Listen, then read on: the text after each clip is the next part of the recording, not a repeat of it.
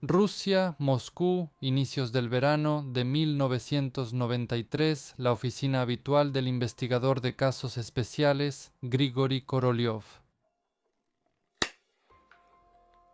En la pared hay un gran mapa de la capital y sus alrededores. Junto a ella está de pie un hombre muy alto, de complexión gigantesca, y en su gran rostro se desliza una sonrisa satisfecha. «Aquí están mis dominios», le dice a la reina, señalando con su enorme mano el mapa de Ismailovo, Kuntsevo, isla de los Alces. «Lástima que aquí no estén Odintsovo y Ramenskoye». El investigador asiente con diligencia y anota algo en el acta. Quizá este hombre era un guardabosques que protegía los bosques de las afueras de Moscú de los cazadores furtivos. No, el gigante solitario cazaba una presa completamente diferente. Tiene cabeza, un pañuelo en los ojos, un vestido de sangre. La cabeza que corté la llevo conmigo. Él mismo se consideraba un ser al que se le había encomendado la gran misión de limpiar a la humanidad de la corrupción y crear una nueva y mejor raza. Para este noble propósito, utilizaba un método de reencarnación que él mismo había inventado, el cual consistía en rastrear y quitarle la vida a personas de orientación no tradicional, aunque, claro, a veces fallaba. El limpiador de la humanidad tampoco perdonaba a ancianas ni adolescentes que encontraba durante su caza, la cual duró casi 5 años. Lo más aterrador fue su ataque contra una mujer indefensa de edad pensionada, lo cual dejó en shock incluso a los cínicos investigadores, quienes ya habían visto de todo en su carrera. Al hallar el siguiente cuerpo de la víctima del maníaco, los criminalistas no comprendieron de inmediato el tipo de daños. Aún no hallaron el fragmento del explosivo en la parte inferior del cuerpo. El sangriento Mesías hizo explotar a una mujer que aún estaba viva, metiéndole un petardo en la vagina, y la explosión le destrozó el abdomen a la desafortunada. Por la censura de YouTube no puedo mostrar ciertos materiales documentales, así que los omitiré. Suscríbanse al canal de Telegram de Strashnoti, el enlace está bajo el video. Entonces, de 1988 a 1993 en la región de Moscú, en los parques forestales de Ismailovo, Kuntsevo y Losiny Ostrov, empezaron a encontrarse hallazgos aterradores, cuerpos humanos destrozados. La naturaleza de las heridas no dejaba ninguna duda. No era una bestia quien atacaba en el parque forestal, sino un ser humano que les quitaba la vida. Las terribles muertes, lógicamente inexplicables y a primera vista que no tenían ninguna relación entre sí, desconcertaban incluso a los investigadores más experimentados. Este criminal desconocido les quitaba la vida y ultrajaba a sus víctimas, usaba cualquier objeto a la mano, las torturaba y se burlaba de sus cuerpos tras la muerte. Esto último le daba al maniático un placer especialmente perverso. Clavaba desarmadores en cuerpos, metía sacacorchos en caras, introducía bastones de esquí en orificios anales, cortaba y quemaba cabezas, y detonaba pistolas y retardos en personas vivas. Están en el canal Strashnota y hoy hablaremos en detalle sobre el caso de un maníaco bastante conocido, pero en realidad probablemente no sepan mucho sobre él. El material es documental de calidad. Las fuentes y complementos los dejaré en el canal de Telegram de Strashnoti, así que den like o dislike, escriban comentarios y suscríbanse y activen la campanita para no perderse los nuevos videos en el canal Strashnota. Pronto quedó claro que en la región de Moscú no solo había un asesino serial, sino un maníaco pervertido.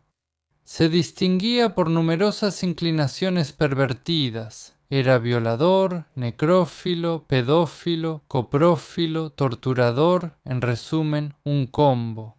Este hombre cometió, entre 1988 y 1993, 18 asesinatos comprobados y 2 intentos de asesinato, y además hubo episodios no comprobados.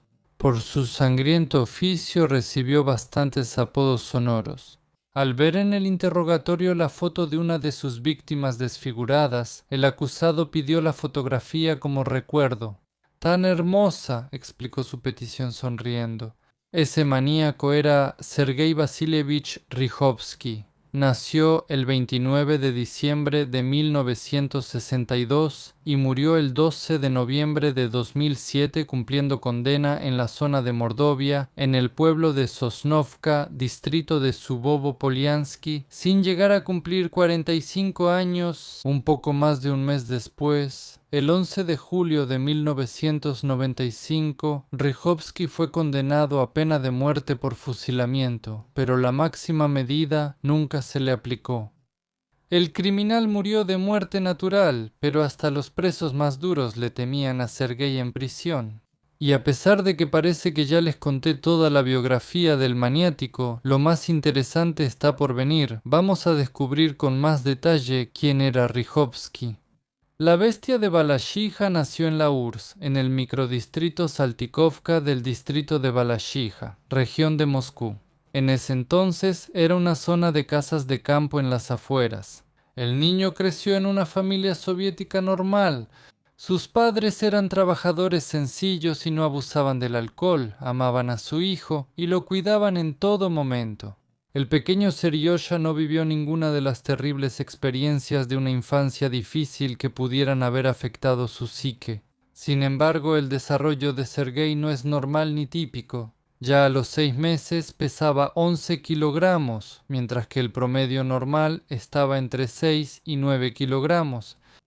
En la infancia, el niño se enfermaba con frecuencia, por lo que sus padres lo protegían mucho. El cuidado materno era incluso excesivo. A la mamá le preocupaba mucho la salud frágil de su hijo, quien después de una neumonía desarrolló asma bronquial. Por eso, llegó al punto de que a Seriosha lo acompañaban a la escuela casi hasta que terminó. El niño habló hasta los 3 años.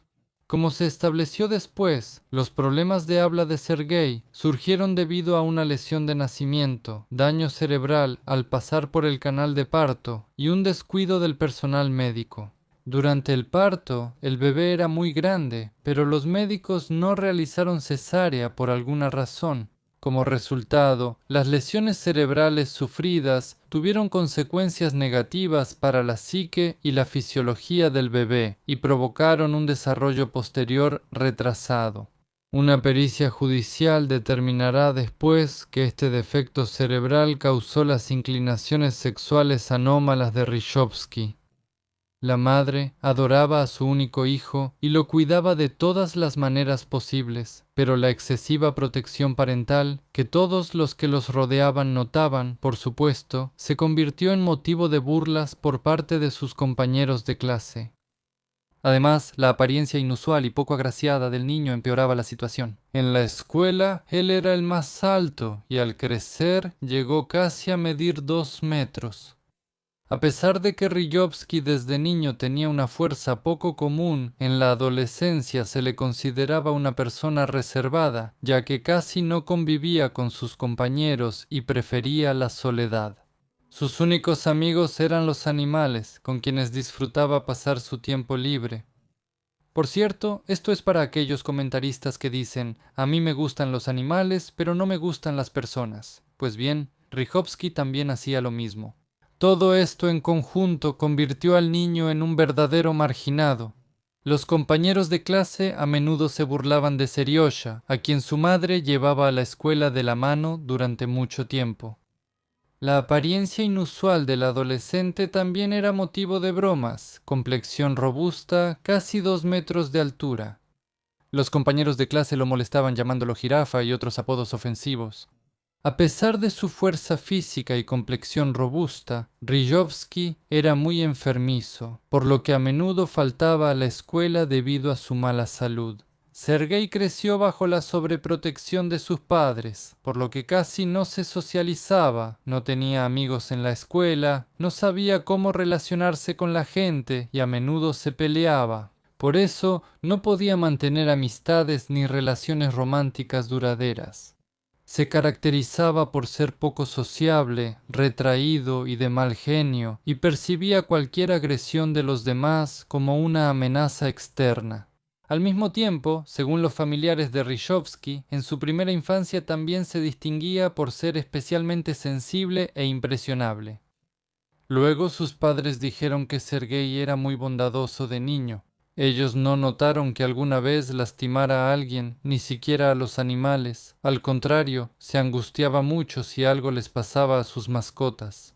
Una vez, el niño trajo un gatito de la calle, pero pronto se enfermó y murió. Seriosa lloró mucho y no encontraba consuelo.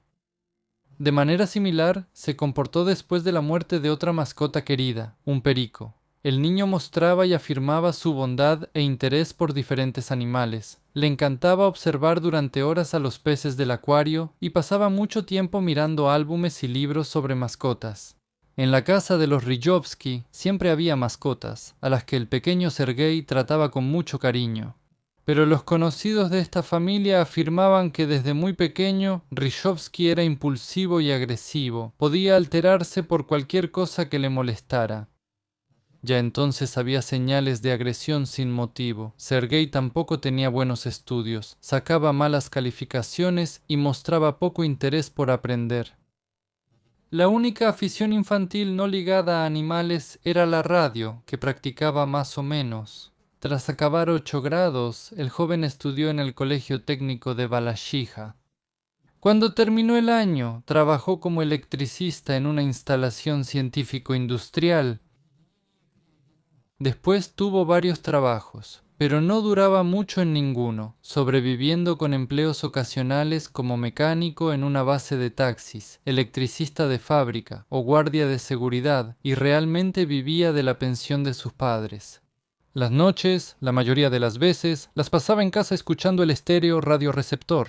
Durante los últimos 6 meses antes de su arresto, Rijovsky, aunque no trabajaba en ningún lado, casi todas las mañanas salía de la casa de sus padres pensionados. Mentía diciendo que trabajaba en alguna empresa, pero en realidad salía a quitarle la vida a alguien, a conseguir dinero o bienes de sus víctimas. Él tampoco le hacía el feo a eso. El nivel cultural de desarrollo de Rijovsky era muy bajo, sus habilidades de comunicación limitadas, y hasta quienes le apreciaban notaban su rudeza, temperamento explosivo, terquedad y agresividad hacia otros. Destacaba el desarrollo físico. Sergei tenía una complexión imponente y una cabeza muy grande, desproporcionadamente alargada, por lo que recibió uno de sus apodos escolares, hipopótamo. Más tarde, cuando la policía comience a buscar al nuevo maníaco, su altura y su complexión imponente serán las principales características de la descripción. No socializaba ni tenía pasatiempos fuera de su departamento. Rijovsky no estaba literalmente obsesionado con las obras fantásticas sobre el espacio. Había leído a todos los autores de ciencia ficción que conocía y, ya de adulto, no se interesaba especialmente en nada más. Sergei no se interesó en absoluto por el sexo opuesto hasta los 19 años. En toda su vida solo salió con una chica, a la que intentó cortejar torpemente. A los 19 años le gustó una joven encantadora con una personalidad especial, con la que tuvo su primer y único romance más o menos normal, o mejor dicho, varias citas. Esa relación fue exclusivamente platónica. Sergei visitaba a la chica que le gustaba, le regalaba flores, iban juntos al cine, pero a ella le asustaba el comportamiento extraño de su pretendiente, por lo que evitaba encontrarse con él en lugares solitarios. Después ella recordaba que él era terriblemente irritable y agresivo, casi se lanzaba contra la gente, provocándolos en el transporte público y en la calle. Actuaba como un animal defendiendo su territorio. Al poco tiempo, la joven se fue de Rijovsky, y para Sergei eso fue, por supuesto, un gran golpe. Luego tuvo un hijo de otro hombre. Cuando Sergei se enteró de esto, quedó tan impactado que ni siquiera lo creyó, y al darse cuenta, hizo un escándalo furioso en casa. Después de eso, Sergei no intentó cortejar a otras chicas. Es muy probable que esta mala experiencia al relacionarse con el sexo femenino haya afectado negativamente la psique del joven. Su comportamiento posterior mostraba que prefería a las mujeres mayores, no a las jóvenes. A los 20 años, según las palabras de Rychowski, comenzó a experimentar un deseo irresistible de intimidad con una mujer debido a la imposibilidad de satisfacer sus necesidades y preferencias sexuales. De marzo a noviembre de 1982, cometió 10 ataques con intento de abuso contra mujeres mayores en el distrito de Moscú, Galianova. Así fue como manifestó por primera vez sus inclinaciones gerontofílicas. En el 11º ataque, el maníaco fue descubierto cuando la víctima gritó tan fuerte que los transeúntes acudieron, sometieron a Rychowski y lo retuvieron hasta la llegada de la policía.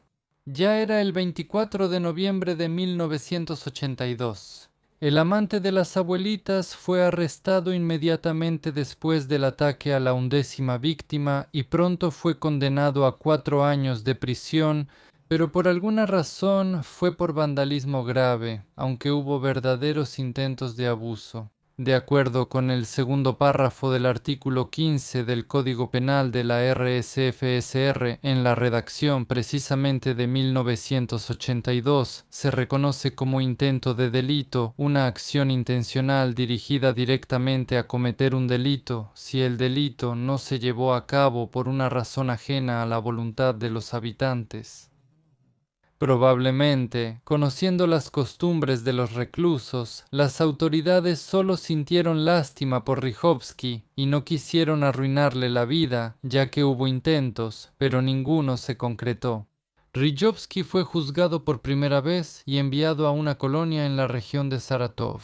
Los compañeros de celda en el centro de detención descubrieron a qué se dedicaba el chico y por qué fue encarcelado, y difundieron la noticia en la colonia durante el traslado. En la prisión se corrió rápido el rumor de intentos de abusar de ancianas entre los nuevos presos. Ese comportamiento no solo era mal visto, también se castigaba severamente según las leyes de la prisión. Con ese tipo de criminales en la prisión no se andaban con rodeos, sin importar su edad. A Sergei lo rebajaron desde el inicio y su vida en prisión fue una pesadilla. Durante los 4 años, hasta su liberación, soportó todo tipo de humillaciones, principalmente de carácter sexual. Eso terminó por quebrar la psique de Rychowski. Cumplió por completo la condena que le impuso el tribunal. Al salir libre en noviembre de 1986, Sergei abandonó la zona, convertido en un homofóbico amargado y furioso. El exconvicto consideraba desde entonces a los homosexuales como personas de segunda clase y se inventó una misión: limpiar el planeta de ellos. El maniático pensaba que tras la muerte, las minorías renacerían como personas heterosexuales, consideradas normales, y que él sería el nuevo Mesías encargado de eliminar las impurezas sociales. Al quedar libre, Rychowski sacó 2 conclusiones principales. La primera, dejar vivos a los homofóbicos para que luego no pudieran identificarlo. Y la segunda, que primero debía quitarles la vida a los homosexuales, combinando, por así decirlo, lo agradable con lo útil para la sociedad. Así surgió en la mente del exconvicto el plan de ser el limpiador del planeta. Tras ser capturado, contó a la investigación: soñé con una aparición que decía que había que destruir a los homosexuales porque de ellos viene un gran mal. Según Rychowski, después de salir en libertad aguantó un poco más de un año. Los ataques reiniciaron en enero de 1988. Así, el 3 de enero, alrededor de las 9 de la noche, Sergei atacó a Margarita Georgievna T., quien esperaba el autobús en la parada del kilómetro 11 del MCAT. Rychowski se le acercó, la jaló bruscamente de la bolsa hacia él y le asestó una puñalada en el abdomen con una navaja. Después de eso le arrebató la bolsa. De los recuerdos de la víctima, cuando corrí hacia la carretera pensé: mejor que me atropelle un auto a que él me torture. La víctima sobrevivió y el delincuente escapó. Este episodio ni siquiera fue mencionado en el tribunal 2 semanas después del fallido crimen, según el testimonio de Rychowski. Atacó cerca de la calle Golovachova, en el parque forestal de Kuzminki, a Svetlana, de 20 años, y le dio varios golpes en la cabeza con el lado opuesto del hacha, lo que la hizo perder el conocimiento. Se desconoce la razón por la que el criminal la dejó con vida. Este episodio tampoco fue incluido en los materiales de la investigación. De esta manera, los primeros intentos de quitarle la vida a una mujer no le salieron bien a Rejovsky, pero pronto se las ingenió y aprendió a matar. Seguramente, el primer asesinato lo cometió Sergei Rejovsky en Vitsa, el 19 de junio, quitándole la vida a Anatoly Vilkin, un hombre gay de 41 años, a quien conoció en un salón de belleza en el parque Ismailovsky. La noche anterior, él se acercó al chico y le ofreció sus servicios íntimos. Rejovsky aceptó y se fueron al interior del parque. El maniático llevó a la víctima al parque, aceptando tener relaciones sexuales por dinero, pero luego, estando detrás de Anatoly, de repente le dio varias puñaladas en la espalda con un desarmador que había preparado de antemano, y después, para asegurarse, también estranguló a la víctima. Después, Rejovsky desnudó a Vilkin y lo puso en una posición indecente sobre un abedul caído. Como explicó después, hizo esto para que, al encontrar el cuerpo, quedara claro que la persona asesinada tenía una orientación no tradicional. Al analizar la biografía de Vilkin, los investigadores hallaron que él ocultó sus inclinaciones hasta el final de su vida. Ni familiares ni conocidos sospechaban sobre su orientación no tradicional. Anatoly estaba casado, tenía una hija adulta y en su último día planeaba ir al hospital para ver a su nieto recién nacido. Aunque el primer cadáver fue hallado rápido, eso no ayudó a los agentes. El criminal no dejó rastros ni pistas. Aquí matan a Rejovsky. A Rejovsky le agradó mucho, explicó a los investigadores. Antes de quitarle la vida a alguien, algo se me desconectaba en la cabeza. El 4 de julio, en el distrito de Podolsk, región de Moscú, Rejovsky siguió a Claudia Khrushcheva, de 70 años, por un sendero del bosque hacia su casa de campo y la alcanzó en un lugar solitario. Ni siquiera habló con ella, simplemente la atacó por detrás y le asestó 14 puñaladas con un desarmador. Después de eso, le robó a Khrushcheva su credencial de veterana de guerra y 45 rublos. Transeúntes la hallaron rápido y llamaron a la ambulancia. La víctima llegó viva al hospital. No pudo describir a su atacante, ya que la agredieron por la espalda y no notó a quien se le acercó sigilosamente. Los médicos no lograron salvar a la mujer mayor. Poco después falleció debido a las heridas que sufrió, incluyendo daños en el corazón, la cavidad abdominal y el pecho. El 8 de septiembre, Rejovsky mató a una mujer de 60 años de apellido Prividentseva y le causó varias heridas en la espalda y el pecho. Ocurrió en el kilómetro 58 del anillo de circunvalación de Moscú, por múltiples heridas punzocortantes. La víctima murió ahí y el criminal se escondió meses. Rejovsky seguía siendo muy irascible y descargaba su furia en quienes lo rodeaban sin intentar controlarse. Así, el 2 de enero de 1989, el maniático cometió su cuarto asesinato espontáneo. Caminando por el parque, Vitaly Saikov, de 16 años, me golpeó accidentalmente con un bastón de esquí. Por su torpeza, el adolescente no se disculpó, lo que enfureció mucho al hombre. Alcanzó al estudiante en la zona del kilómetro 11 del anillo de circunvalación de Moscú y lo derribó. Enfurecido, Sergei agarró al chico, le apretó la bufanda en el cuello y cometió un acto sexual con el cuerpo sin vida. Después, atravesó al adolescente por el ano usando un bastón de esquí como instrumento. Este crimen ocurrió cerca de una parada de autobús en el bosque de Losiny Ostrov. El cuarto asesinato fue una clara señal de la degradación final de la personalidad del criminal, la cual progresaba con cada nuevo episodio. Desde entonces, Rejovsky empezó a ultrajar y dañar los cadáveres de sus víctimas. Además, el maniático desmembraba y se burlaba de los cuerpos. No lo hacía para ocultar pruebas ni dificultar la identificación. Las partes cortadas quedaban en la escena o cerca. Sergei no pudo explicar exactamente por qué lo hacía. Los esquís de Saikov, a quien le quitó la vida, se los llevó consigo, pero luego los tiró a una distancia de 500 a 800 metros del lugar del crimen. No ocultó el cuerpo. El niño salió a esquiar y no volvió. Los padres iniciaron la búsqueda y avisaron a la policía. El padre halló a su hijo sin vida y maltratado al tercer día, cuando los investigadores lograron su primera pista. En el bastón de esquí quedó una huella dactilar borrosa del maniático, que dio la clave para identificarlo. Al analizar esta pista, los detectives entendieron que el ataque fue cometido por un hombre alto y corpulento.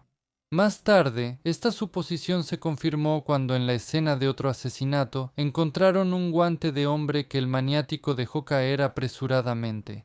Aun así, al principio no vincularon todos los crímenes de Ryshovsky porque sus víctimas eran muy distintas. Al principio, los investigadores pensaron erróneamente que la muerte de Vitalik se relacionaba con otro asesino serial llamado Fisher, quien también cazaba adolescentes en la región de Moscú. También tengo un video sobre eso en mi canal Strash Nota. Solo hasta finales de 1992, cuando fue capturado el maníaco Sergei Golovkin, quien era Fisher, se descubrió que el día de la muerte de Vitali tenía una coartada de hierro y la investigación de este crimen se estancó durante varios meses. Pero lo más extraño era que ambos maníacos vivían casi como vecinos, a solo 300 metros uno del otro, aunque la pericia determinó con exactitud que tanto Vilkin como Saikov fueron atacados por un hombre muy corpulento de casi 2 metros de altura. Por alguna razón, los especialistas creyeron que aún en estos casos eran personas distintas. Por alguna razón, los policías soviéticos creían que el maniático no cambiaba sus preferencias y que, al cazar muchachos, ya no le interesaban las mujeres. Mientras tanto, en el extranjero ya había estudios sobre asesinos seriales que mataban solo por el hecho de quitar vidas. Para ellos no importaba el género, la edad ni ninguna característica de la víctima. Al poco tiempo después del asesinato del adolescente, Ryshovsky, como muchos otros verdugos, sintió el deseo de regresar al lugar del crimen. Cerca del kilómetro 11 del MKAD, en una parada de autobús, volvió a notar a una pensionada sola. Ryshovsky la atacó y la apuñaló, pero la mujer fue salvada por varias capas de ropa, por lo que la herida no resultó tan grave. Al huir de Ryshovsky, la mujer corrió hacia la carretera mientras que el delincuente escapó. El 11 de marzo de ese mismo año, en el parque Ismailovsky, Ryshovsky conoció a un hombre de 42 años de orientación no tradicional de apellido Mashkovich, quien le propuso tener relaciones íntimas. Tras aceptar, Ryshovsky atrajo a su nueva víctima al bosque, lo atacó y le quitó la vida con un terrible golpe de la parte trasera de un hacha en la cabeza. La fuerza física extraordinaria ayudaba al maniático a acabar con los hombres de manera rápida y sencilla. El 30 de mayo, una mujer de 58 años llamada Bogdanova murió en Odinsovo, región de Moscú, víctima de un maniático. En la escena del crimen quedó un peine de Ryshovsky. El asesino dejaba pistas en toda Moscú, actuaba en varios sitios, pero la investigación solo se enfocaba en sus distritos y no consideraba a un criminal serial en otros lugares. Ni el testimonio de los sobrevivientes ayudó a los investigadores. Las víctimas recordaban con horror al atacante, un hombre corpulento de 2 metros, con mirada pesada y malvada. El 9 de junio, Ryshovsky atacó a su siguiente víctima, una mujer de 53 años que visitaba un cementerio en las afueras de Moscú para honrar a su padre fallecido. Según las declaraciones de Ryshovsky, el motivo del ataque fue que la víctima le exigió pagar por un encuentro íntimo. El 13 de julio de 1990, en el parque Ismailovsky, una mujer de 40 años fue brutalmente asesinada. Le abrieron el abdomen y le cortaron la cabeza, la cual colocaron junto a su cuerpo. Un mes después, en agosto, fue asesinada otra mujer que había estado en prisión durante mucho tiempo y sufría de alcoholismo. Sus restos se hallaron casi 2 meses después, el 24 de septiembre. El 22 de febrero de 1991 ocurrió otro sangriento crimen en el distrito de Lyubertsky, región de Moscú. La víctima fue la esquiadora de 48 años Tatiana Norquina. Su maníaco de 2 metros la apuñaló con un bastón de esquí. A la fallecida se le halló un gran guante masculino, sumándose como prueba al expediente penal. Después de ser detenido, Rillowski pidió que le dejaran una foto del cuerpo de Norquina como recuerdo, diciendo que era muy hermosa. El 13 de agosto, Rillowski cometió un nuevo homicidio, esta vez de una mujer de 64 años. En el bosque la golpeó brutalmente, le cortó la garganta y mordió su cuerpo en un ataque de impulsos animales incontrolables. Durante el interrogatorio, confesó que tras la muerte de la mujer, mordió su cuerpo con furia. El hijo denunció la desaparición de la mujer cuando no volvió de la casa de campo. Según Rillowski, el 13 de julio de 1992 atacó a una pensionada de 72 años y después de que ella perdió el conocimiento por las heridas recibidas, Rillowski huyó. Este episodio no fue considerado en el tribunal por razones desconocidas. Más tarde, Rillowski continuó sus crímenes en el Parque Izmailovsky, donde buscaba víctimas bajo el pretexto de relaciones sexuales entre hombres. Los cotos del maniático. El Parque Izmailovsky no fue elegido al azar. Aquí se reunían hombres de Moscú y alrededores con orientación no tradicional para buscar pareja. Para ese momento, Sergei ya estaba completamente convencido de la idea de librar al mundo del mal azul. El maniático usaba el método más sencillo. Atraía a sus víctimas con un señuelo, fingiendo ser un gay en busca de un amigo. Así fue como cayó en la trampa Nikolai Belkin, un hombre de 66 años antes condenado por disparar a menores de 18 años. Rillowski lo mató el 7 de septiembre apuñalándolo varias veces cerca del estanque de los venados. Y en octubre, aproximadamente a 20 metros del crimen anterior, atacó a un hombre de 38 años con orientación no tradicional. Le cortó los órganos genitales y luego lo estranguló. Después de eso tuvo relaciones sexuales con el cuerpo de la víctima. Como Rillowski no usó anticonceptivos, los investigadores pronto obtuvieron una muestra de su semen. En noviembre, en la isla de Losiny, en Metrogorodok, Rillowski mató a un adolescente de 14 a 16 años. Según el propio maniático, mató al niño por sospechas de que era no tradicional. Supuestamente, el niño le propuso una relación. Después de estrangular al menor, abusó de su cuerpo.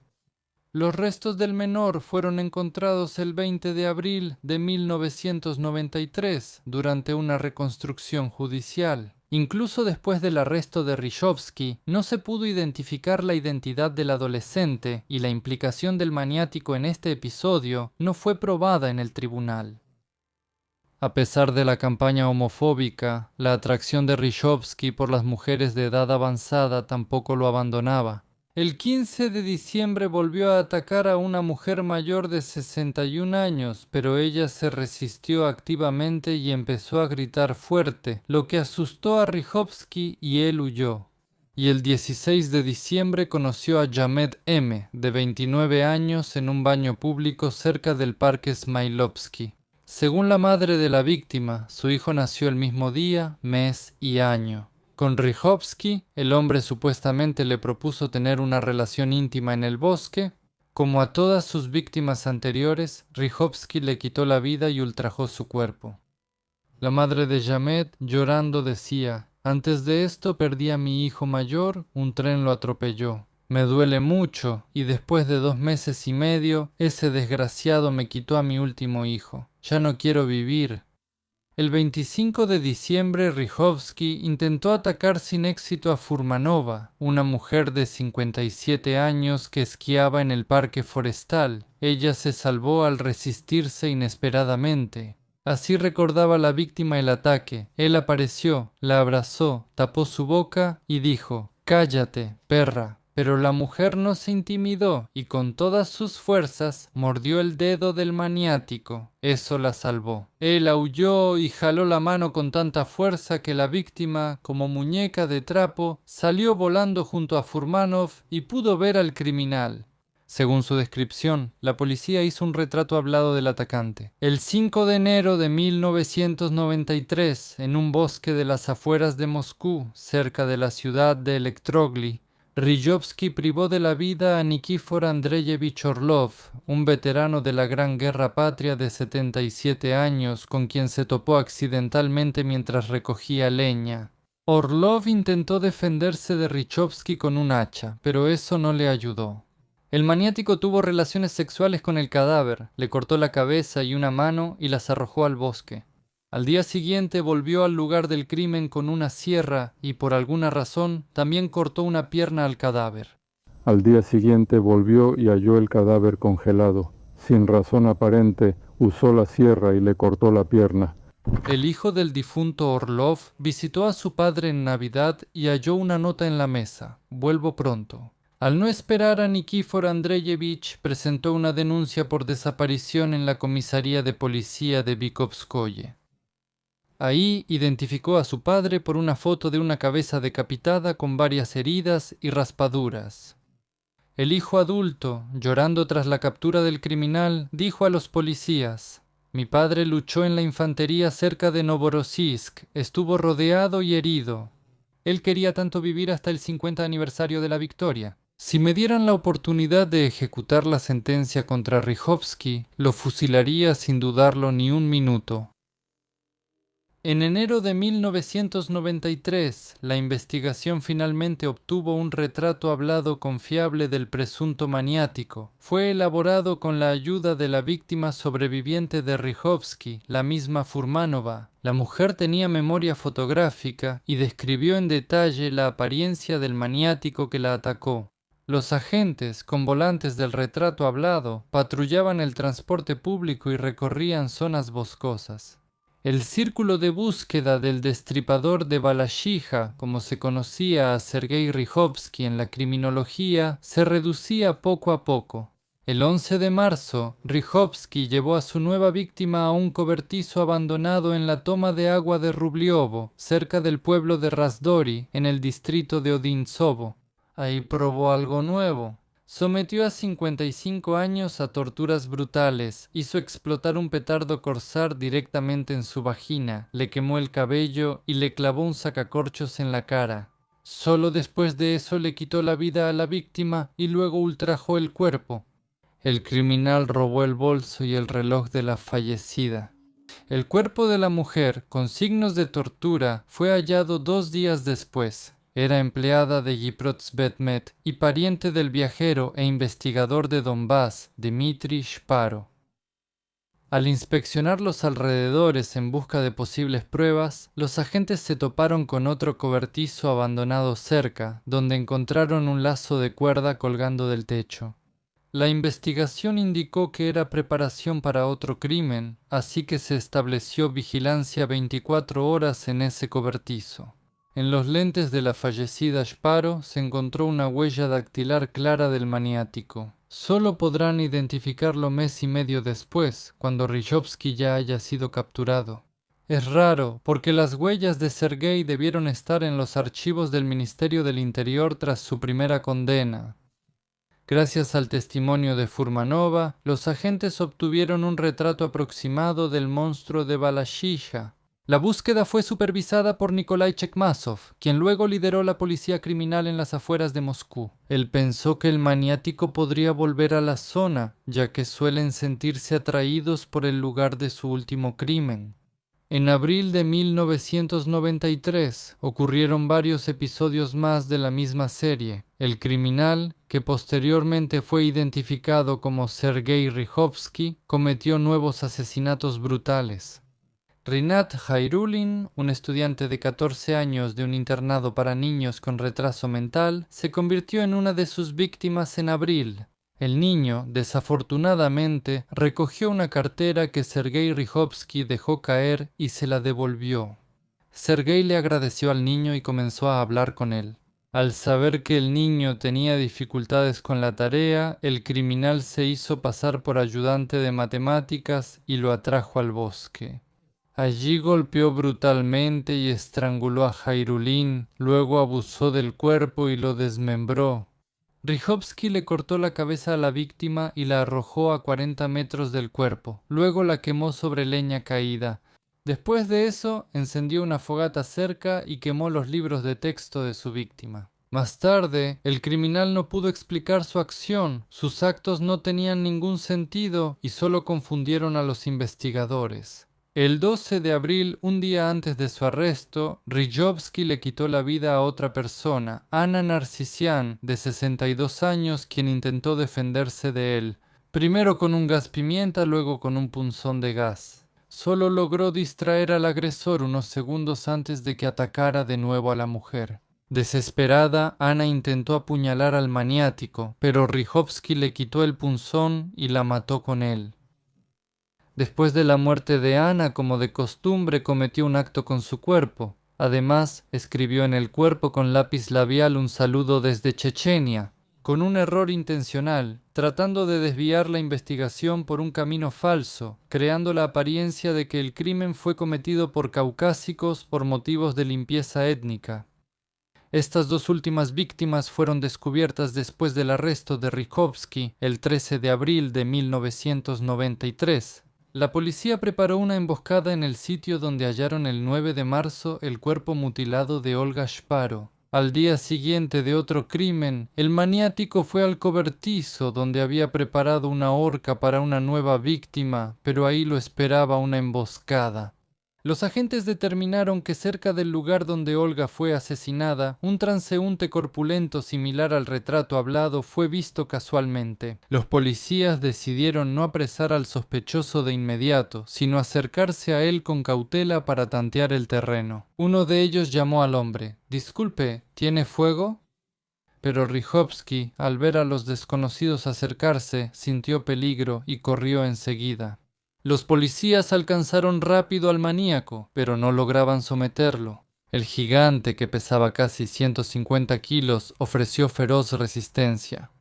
Solo cuando sus perseguidores sacaron sus armas de servicio, Sergei se vio obligado a rendirse. Solo bajo la amenaza de las pistolas lograron ponerle las esposas. Durante una persecución y bajo amenaza de violencia física, Rychowski fue detenido. En su bolsillo hallaron un pedazo de cuerda, con la que había hecho el lazo encontrado antes. Sergei Rychowski fue arrestado en abril de 1990, pero empezó a matar en enero de 1988, acumulando más de 5 años de crímenes. Durante el registro en su casa, hallaron una navaja de bolsillo Belka con la que atacaba a sus víctimas. En el primer interrogatorio, Rychowski no intentó negarlo y confesó haberle quitado la vida a una de las mujeres. Al principio negó los demás crímenes, pero solo hasta que lo llevaron a la reconstrucción en el lugar donde le quitó la vida a un adolescente de 13 años. Ahí Rychowski de repente empezó a confesar otros crímenes. Mostré 3 lugares de crímenes cercanos. En la bifurcación de las líneas eléctricas maté y violé a una chica a unos 300 metros después de la bifurcación. Le quité la vida a una mujer mayor y a principios de diciembre pasado a un hombre mayor. Ya estando en la prisión de Lefortovo, Sergei Rychowski confesó todos sus crímenes e incluso aquellos de los que no era sospechoso. Luego, las víctimas sobrevivientes lo identificaron. Días después de su arresto, llevó a los agentes al cuerpo de su última víctima y al cadáver de un adolescente que había sido asesinado. En noviembre de 1992, el 5 de mayo de 1993, durante los experimentos, Rychowski llevó a los investigadores al cadáver decapitado de Jairulin. A pesar de su confesión, el maniático no mostró arrepentimiento. Es más, miraba con gusto las fotos de los lugares de sus crímenes en las que aparecían las personas que él mismo había torturado. El asesinato de niños y ancianos, ajeno a su plan de limpiar el planeta de homosexuales, Sergei lo justificó alegando un eclipse mental. Como muchos asesinos seriales, Rychowski llevaba un diario donde detallaba sus asesinatos y ataques. Ahí registraba las distancias a varias ciudades de Moscú y los precios de boletos. Y marcaba la muerte de cada nueva víctima con un ataúd dibujado de color rojo o azul, según el sexo de su nueva presa. Además de cazar personas, a Rychowski también se le descubrió otro pasatiempo. Escribía una obra de ciencia ficción llamada Starfall, en la que describía la vida cotidiana de un oficial de seguridad estatal del futuro apodado Comandor. Este oficial realizaba limpiezas en planetas y naves espaciales piratas de todo tipo de escoria. Utilizaba para sus fines a un grupo de robots bajo su mando, piratas espaciales, bandidos, así como mujeres de la vida galante y hombres de orientación no tradicional. El comandante los quemaba con lanzallamas o los arrojaba al espacio abierto. A Rychowski le fascinaba relatar las ejecuciones realizadas por el gran comandante. Tras la muerte y reencarnación, los malos y sucios se volvían miembros útiles de la sociedad. Rychowski escribió hasta 3 versiones de este emocionante relato, pero no terminó ninguna de ellas. Según los psiquiatras, no sabía cómo terminar su emocionante narración. En el expediente penal abierto contra Rychowski todavía se conserva una de las novelas fantásticas que escribió, abundantemente ilustrada a mano por él mismo, donde aparecen naves espaciales y armas láser. En ella se describen en detalle las acciones del gran comandante para organizar la Federación Interplanetaria, educar a una nueva generación y crear una sociedad donde los débiles deben ser eliminados para su posterior reencarnación. El maniático cometía sus crímenes con total seguridad de tener la razón. Esto se puede ver claramente en la grabación de video operativa. Dejaré los materiales de Adobe en el canal de Telegram, ahí hay mucho que ver porque se conservaron imágenes documentales. El enlace estará debajo del video, lo justifica. De la misma manera, considero que los homosexuales y las prostitutas son personas anormales y creo que se les puede corregir mediante la reencarnación. Considero esto como mi misión suprema. La mayoría de las víctimas del maniático eran mujeres de su misma edad. Si no tenían la edad de su abuela, eran de la de su madre, tenían entre 52 y 73 años, pero Sergei no se limitaba a estas víctimas, era un maniático de perfil amplio. Sergei mató a 5 hombres y 3 adolescentes de 13 y 15 años. Ninguno pudo resistirse a Rychowski, con 2 metros de altura, 135 kilos y una psique explosiva. Sus víctimas prácticamente no tenían oportunidad. En la evaluación psiquiátrica a Rychowski se le detectaron varias inclinaciones: gerontofilia, anclofilia, tendencia al sadismo y síndrome de no distinguir el objeto sexual. Probablemente pocos han oído hablar de esto. Es una atracción que no depende de la edad, el género ni la apariencia, causada por un daño orgánico en el cerebro. Sin embargo, Rychowski fue declarado cuerdo, lo que le indignó mucho.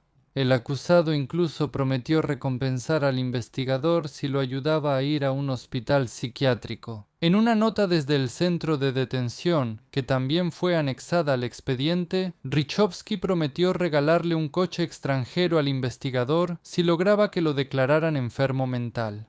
Pero, a pesar de todas las artimañas, el criminal fue declarado cuerdo. Nadie quiso entregar al maniático. Luego, Rychowski se retractó de sus declaraciones, diciendo que las hizo bajo presión de la investigación. Durante los acontecimientos de octubre de 1993, cuando ocurrió el golpe de Estado en Rusia, Rychowski escribió una carta a Alexander Rudskoy en la que se presentó como una víctima del poder antipopular.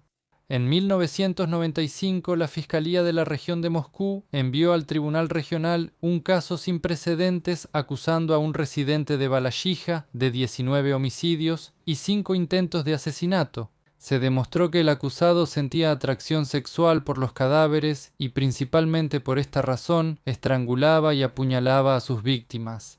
Pero él mismo, como ya se ha dicho varias veces, lo explicaba por su odio hacia las mujeres de conducta ligera y hacia las personas de orientación no tradicional, hombres que supuestamente eran todos los que él había matado. Justificaba los ataques a adolescentes y personas de 60 a 70 años por confusión mental.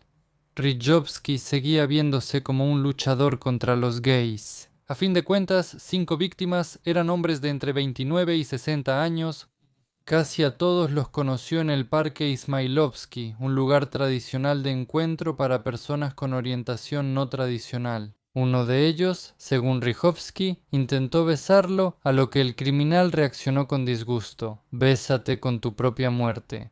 La fiscalía afirma que algunos fallecidos tenían inclinaciones no tradicionales, y uno, del que hablé antes, fue condenado por corromper a menores de 18 años. Otros hombres, como un veterano de guerra que recogía leña, claramente no encajaban en el sistema de lucha de Rychowski. El maníaco de Balashija exigió juicio conjurado y trató sin éxito de mostrarse como víctima del régimen, alegando que su caso fue falsificado. Sin embargo, este movimiento, que al acusado le parecía ingenioso, no funcionó. El juicio fue terrible. Los familiares de las víctimas casi se desmayaban cada media hora y los hombres intentaban acercarse a la reja donde estaba el acusado, encorvado y receloso. Incluso los guardias, normalmente imperturbables, apretaban la mandíbula de odio al escuchar las largas descripciones de la cacería del maníaco. Tras un largo proceso, Sergei Rychowski fue hallado culpable de 18 de 19 cargos de privación de la vida. No se probó su implicación en la muerte de un adolescente desconocido en noviembre del 92 ni en 2 intentos de homicidio. 3 ataques más confesados por Rychowski en el tribunal no se consideraron. El 11 de julio de 1995, el tribunal lo sentenció a muerte por fusilamiento.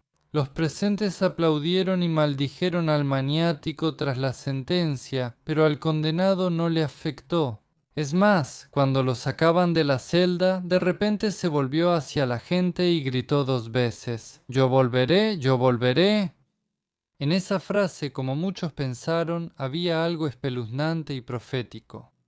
Al llegar a la celda de los condenados a muerte, Rychowski escribió muchas solicitudes de indulto, y mientras los papeles circulaban por diferentes instancias, llegó 1996, cuando se declaró la moratoria a la pena de muerte. Al maníaco de Balashija nunca lo ejecutaron, debido a la introducción de la moratoria y a algunas particularidades de la legislación penal, en la que existe el principio de retroactividad de las enmiendas que mejoran la situación de los condenados.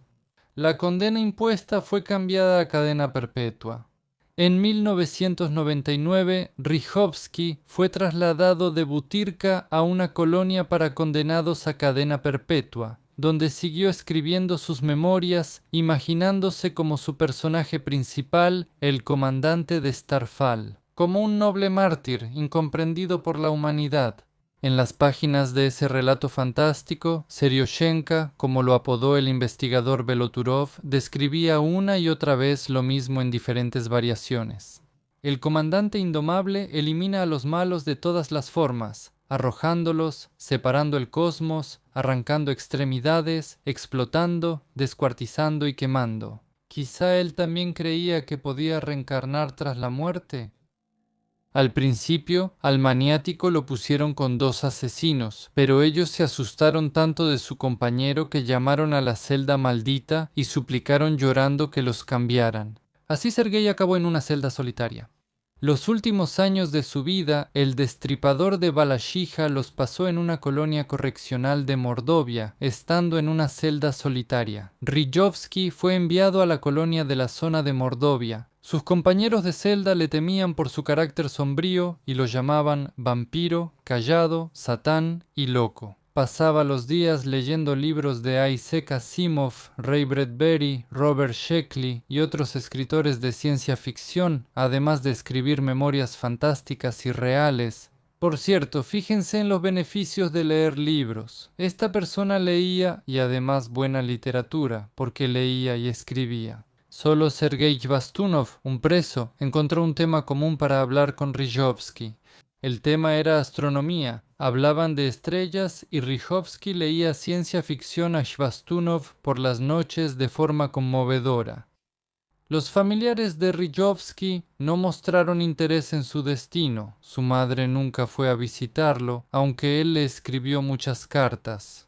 Solo los periodistas se interesaban a veces por el famoso maniático. Por coincidencia, Rijovsky cumplía condena en la celda 33. Al igual que Chikatilo, fue ahí, en el centro de detención preventiva de Novocherkassk, donde el asesino de Rostov esperaba la decisión del tribunal sobre su indulto, pero a diferencia de Rijovsky, él nunca recibió el indulto. En Strashnota Yaay os saldrá un video muy detallado sobre Chikatilo, no se lo pierdan. Búsquenlo en Google como Strashnota Chikatilo. Cuando la pesada puerta de hierro de la celda en la IK-1 de Mordovia se abría, solo una reja de gruesas varillas de acero separaba a los corresponsales del sanguinario asesino serial. Como en el juicio, Rijovsky miraba a los visitantes con el ceño fruncido y un odio evidente en la mirada. Al mismo tiempo, se podía notar un destello de esperanza, como si pensara que tal vez los periodistas que lo fotografiaban quisieran hacerle una entrevista. ¿Qué más puede ser sino entretenimiento para alguien con cadena perpetua? Pero no todos los corresponsales deseaban comunicarse con un personaje tan peculiar, lo que a menudo decepcionaba mucho a Rijovsky, quien esperaba ganar algo de dinero con sus entrevistas. Pero incluso si los periodistas llegaban a hablar con el criminal, se negaban rotundamente a pagarle un honorario. Después, el maniático estuvo todo un año quejándose ante la administración del centro penitenciario y lamentándose de su difícil vida por culpa de los corresponsales poco generosos, quienes no solo no le daban dinero, sino que ni siquiera le pasaban una ración, aunque fuera un paquete de té o cigarrillos. Se quejaba con resentimiento, como un niño pequeño, el maniático. Rijovsky esperaba una vida menos aburrida tras ser capturado, no la fama mundial ni la satisfacción de todos sus caprichos. A cambio de la entrevista, tuvo que seguir una rutina, levantarse a las 6 y acostarse a las 22 horas diariamente. Los prisioneros de Mordovia solo podían caminar 1 hora y media en un pequeño patio de piedra. Al sacarlo de la celda, el antes temible asesino debía quedarse de pie, humillado y agachado, con las piernas separadas, mientras le ponían las esposas. También lo llevaban de regreso cerca del año 2000. Rijovsky ya era un espectáculo bastante lamentable con su tamaño y su apetito inhumano. Él, como un lobo, sentía hambre constantemente y al final bajó 15 kilos. Quitarle una porción extra a Rijovsky no era nada fácil, sobre todo porque al principio en la celda con él solo estaba una persona, que cumplía su condena por haberle quitado la vida a 3. Ninguno de los dos recibía paquetes porque sus familiares los rechazaron. A Rijovsky solo le gustaba leer ciencia ficción, por eso se aburría mucho cumpliendo cadena perpetua. Y como muchos presos, no se volvió creyente. Por la vida monótona y regulada de la prisión, el maníaco engordó de aburrimiento y se degradó por completo.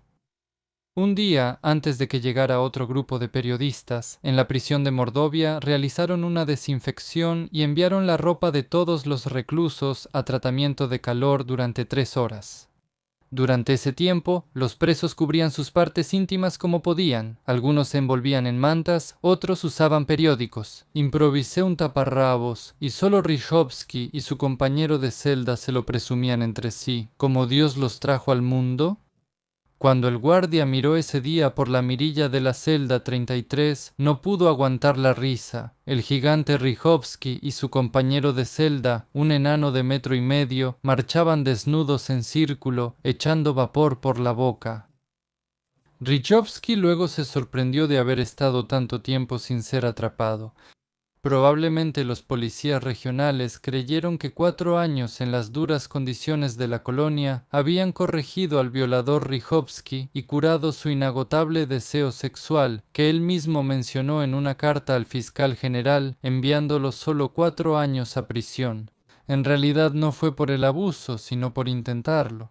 De inmediato se olvidaron de él y no siguieron su camino ni su comportamiento cuando salió en libertad. Y Rijovsky ni siquiera tomaba precauciones especiales, no cambió de lugar de residencia, debía estar bajo vigilancia especial. Debido a la naturaleza de los crímenes cometidos, la policía podía encontrarlo fácilmente en el mismo parque Ismailovsky, al que el maniático acudía regularmente, o en el distrito de Ramensky.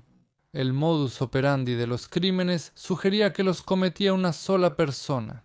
Sin embargo, durante todo ese tiempo, los detectives solo se interesaron en Rychowski una vez, deteniéndolo bajo sospecha de un homicidio cometido por otra persona. En ese momento, él cayó sobre sus aficiones y fue liberado pronto. Después se sabrá que había pasado poco más de un año desde que Rychowski volvió de lugares no tan lejanos tras su primera condena, cuando el agente de la zona lo llamó y, sabiendo de la debilidad de su protegido, le advirtió: «Haz lo que quieras, diviértete, pero no en mi territorio». Sergei prometió cumplir con la petición. El nivel de negligencia de la policía y la fiscalía en este caso era simplemente extremo.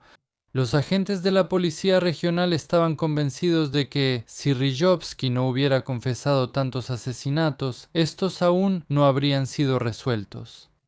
Es notable que un caso penal se cerró tras uno de sus asesinatos y en otro, la Fiscalía Distrital perdió casi todas las pruebas.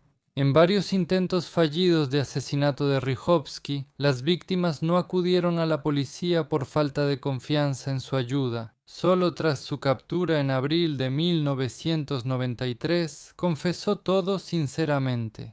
Rychowski también mencionó a la fiscalía varios crímenes sin esclarecer porque nunca se hallaron los cuerpos de las víctimas. Nadie había denunciado la desaparición de estas personas a la policía.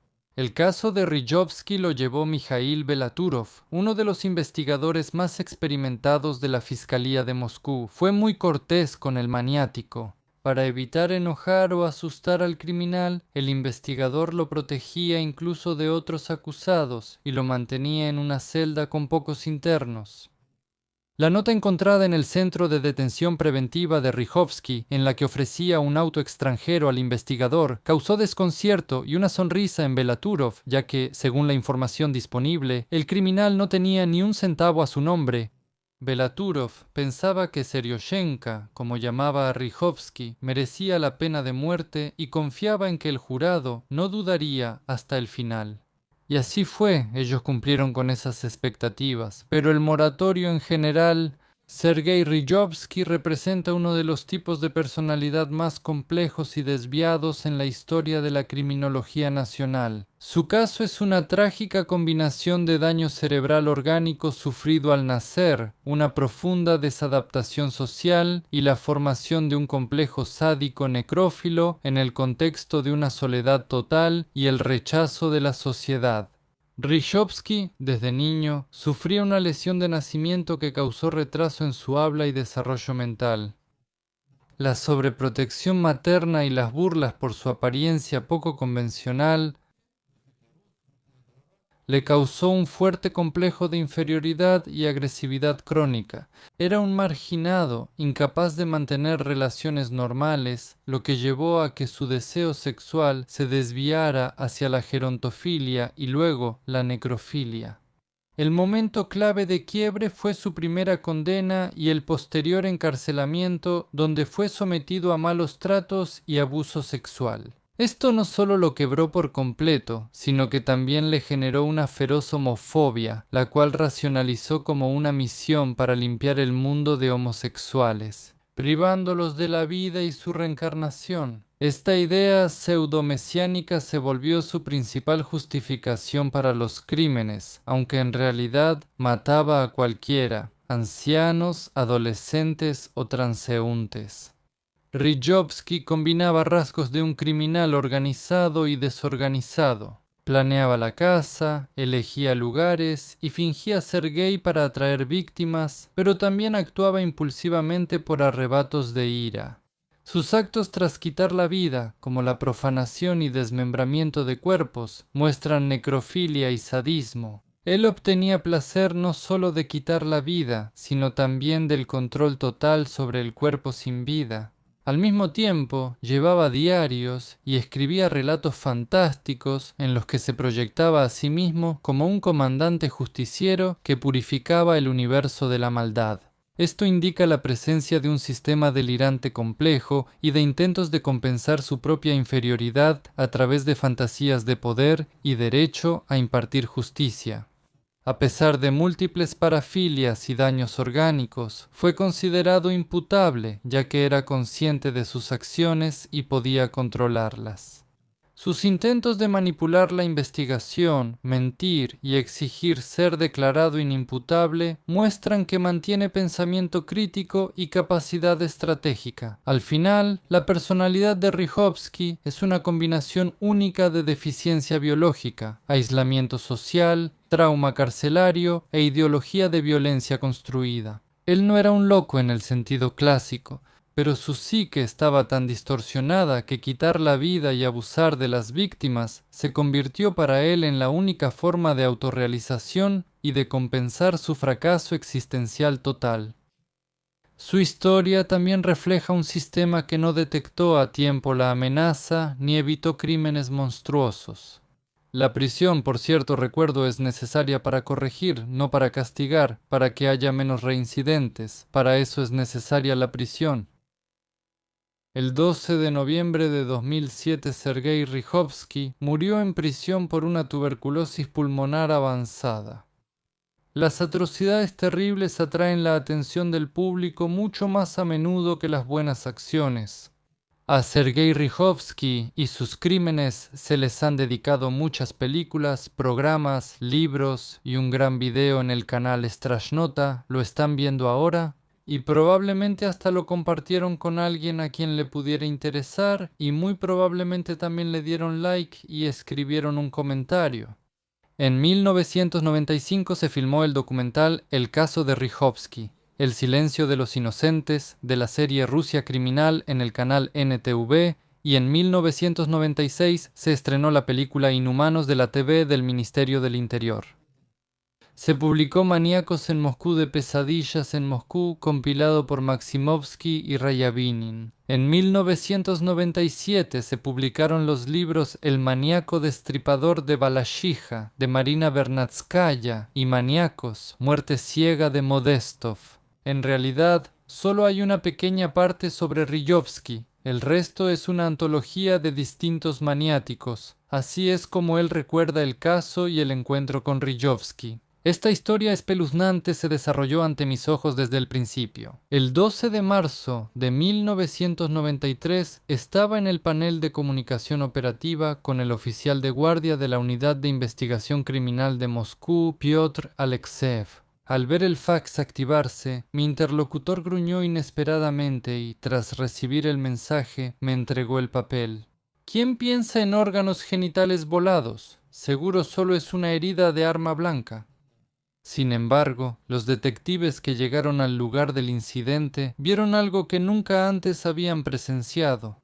El cuerpo fue hallado en un cobertizo a 1 kilómetro de la puerta sur de la toma de agua de Rubliovsky. El forense determinó que la muerte de la mujer desconocida fue causada por la ruptura de sus órganos genitales, donde se había insertado un petardo. Pero eso no es todo. El cuerpo de la víctima presentaba señales de una golpiza brutal, el cabello de la cabeza estaba quemado y había una herida punzante cerca de la boca. Los criminalistas supusieron, y luego el criminal lo confirmó, que le atornillaron un sacacorchos en la cara de la mujer. La mayoría de las víctimas murieron en lugares donde habían estado muchas veces. Anne, privada de la vida, tenía una casa de campo en Malajovka, vivió allí durante muchos años y le gustaba caminar por Lishash.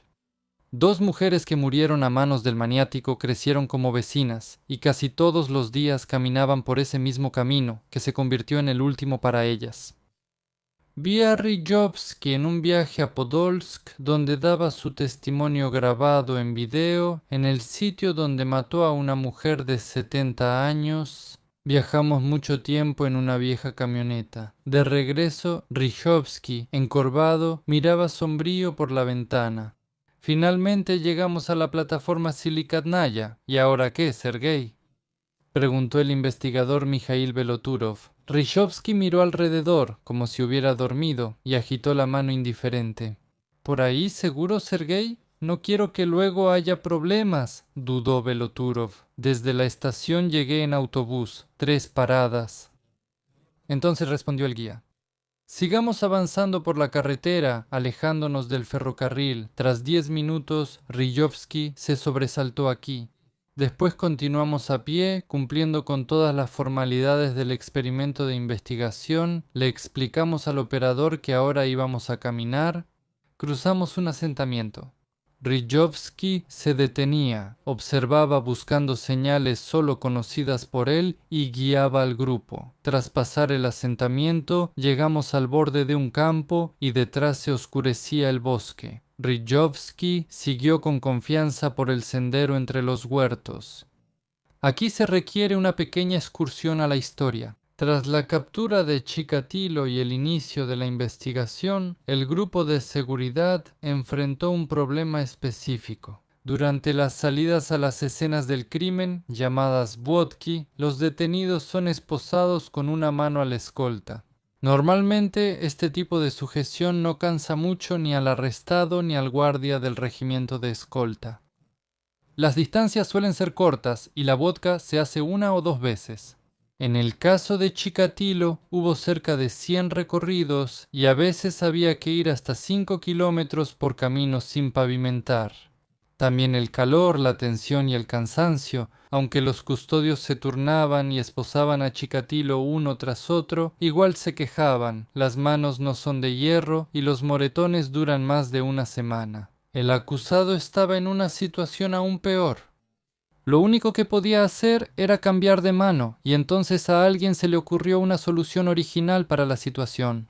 A las esposas estándar se les añadió un solo detalle, un largo cable de acero que permitía aumentar la distancia entre los que estaban encadenados juntos y así darles mayor libertad de movimiento.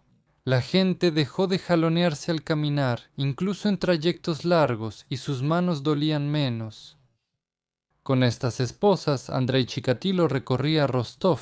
Las esposas personalizadas, como las llamó Vladimir Tsyay, subdirector del MUR, se usaron con Golovkin para Rykowski. Se recibían en el Museo del Ministerio del Interior, donde eran pieza principal en la exposición sobre el asesino de Rostov.